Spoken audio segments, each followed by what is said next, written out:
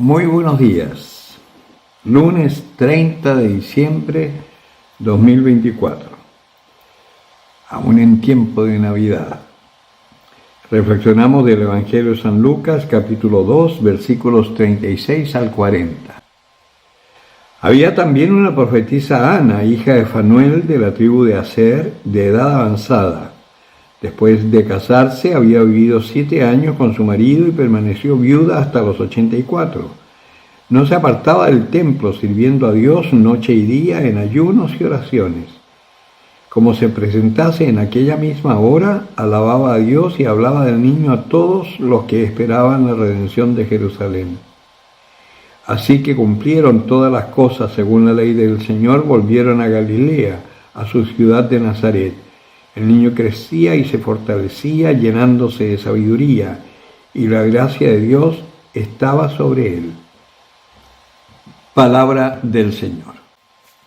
Veíamos ayer a este niño de 12 años que se queda en el templo y dice una cosa muy curiosa cuando sus padres lo encuentran.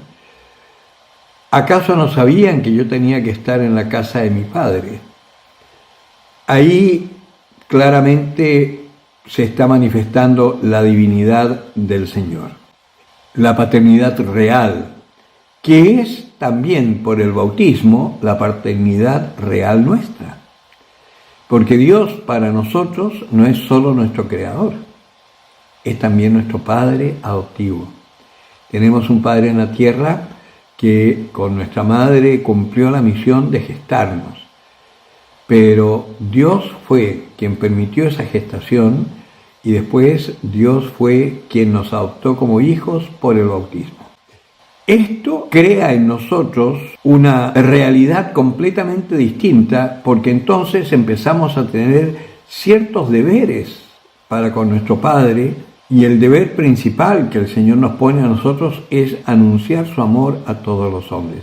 Y acá tenemos dos momentos, tanto ayer como hoy al final del Evangelio, Jesús, sabiendo quién era, sin embargo, supo obedecer y veíamos ayer que el niño vivía sujeto a ellos, obedeciendo absolutamente todo lo que sus padres terrenos le decían, aunque sabía él que su Padre Celestial era Dios y que le iba a revelar una misión que quizás en ese momento todavía no la tenía clara, pero sabía que había venido al mundo para dedicarse a las cosas de su Padre.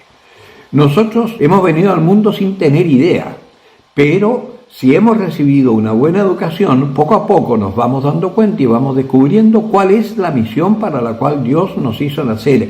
En la familia que nacimos, nos dio los dones que tenemos y todas las facultades, mayores o menores, para poder realizar la misión que Él quiere a la perfección, porque tenemos todas las armas.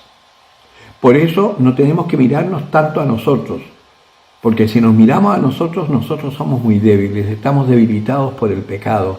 Entonces no tenemos mucho discernimiento, está obnubilado nuestro discernimiento. Por eso, en este año jubilar es tan importante ganar la indulgencia plenaria y hacer lo que dice el Papa. Y en esta parte del Evangelio también vemos que el niño dice exactamente, se fortalecía llenándose de sabiduría y la gracia de Dios estaba sobre él.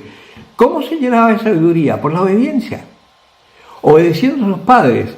Que José era carpintero, sí, pero también nosotros tenemos que pensar que los carpinteros en esa época no eran tan ignorantes como nosotros, porque en general todo israelita, aunque fuese muy pobre y muy ignorante, por lo menos las escrituras las conocía, porque las habían recibido oralmente de sus padres. Hasta ese momento todavía se transmitía fuertemente la fe en Israel. Hoy está un poquito perdida y en realidad los israelíes, igual que los españoles y que los italianos y que todos los ex cristianos, se jactan de no creer en Dios. Pero eso es un fenómeno cultural actual. Pero todo israelita tenía clara la voluntad de Dios y las escrituras. Muchas veces vivían así pescando, los pescadores y todo, pero cuando el Señor los tocaba estaban abiertos porque la palabra ya trabajaba en ellos. También nosotros tenemos que hacer eso. porque la sabiduría, de esta sabiduría que está hablando la Escritura, no es una cosa de leer libritos o hacer cursitos, es una sabiduría que es el don del Espíritu Santo, que es el don de entender la voluntad de Dios, cosa que tú puedas hacer aquello que Dios te está pidiendo. Y para hacerlo, también esta sabiduría te enseña a abrirte a la acción de Dios, para que sea Dios quien actúe en ti.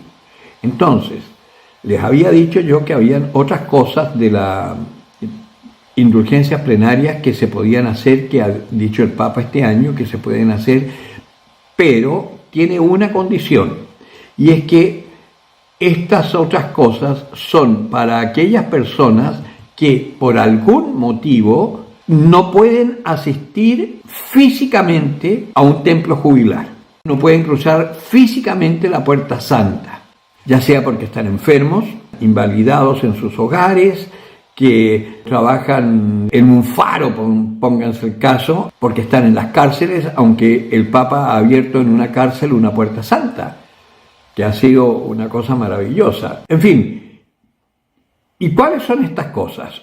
1. Participar en misiones populares, anunciando el amor de Dios, consolando a los enfermos, etc. Participar en ejercicios espirituales, hasta se puede hacer por internet. Encuentros de formación sobre el Concilio Vaticano II o el Catecismo de la Iglesia Católica. Por ejemplo, Monseñor Munilla, el obispo español que tiene un canal de televisión, él hace una formación sobre el Concilio Vaticano II. Aprovechar de entrar a su canal y hacerlo. Ahí hay una posibilidad. Después, realizar obras de misericordia corporales y espirituales. Es hacer sacrificios, que eso es lo otro.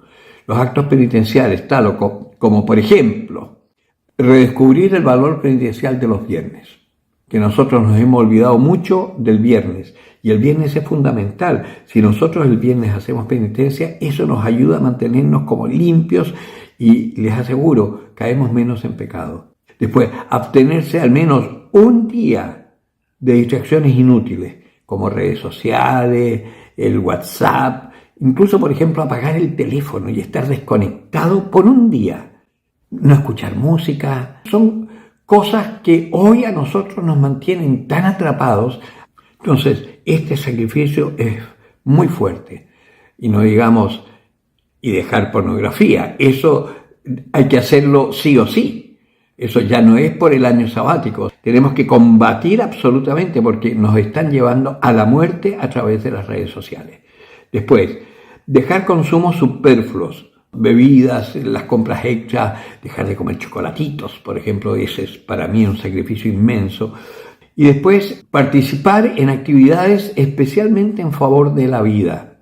Hablar claramente contra el aborto, contra la eutanasia, contra las leyes LTGB, es decir, jugárselas por el Señor. Y dedicar parte de nuestro tiempo a actividades de voluntariado, que las hay muchas. Si, por ejemplo, a ti te toca vivir en el campo, lejísimos de la ciudad, pero hay una capillita y en esa capillita hay una ayuda social. Tú puedes ir a hablar ahí y ver, de ir a ayudar a alguna señora que está enferma, asistir a un enfermo, en fin, esas pequeñas obras.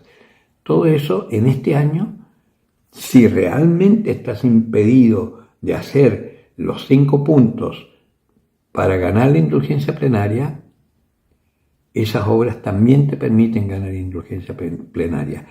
Pero hay una que sí es condición sine qua non. Tienes que tener un deseo profundo y sincero que el Señor te libere de toda tu tendencia al pecado para dedicarte a vivir solo según su voluntad. Eso es condición fundamental para que la indulgencia sea plenaria, es decir, se te remitan absolutamente todos tus pecados y todas las consecuencias de tu pecado. El que tenga oídos para oír, que oiga.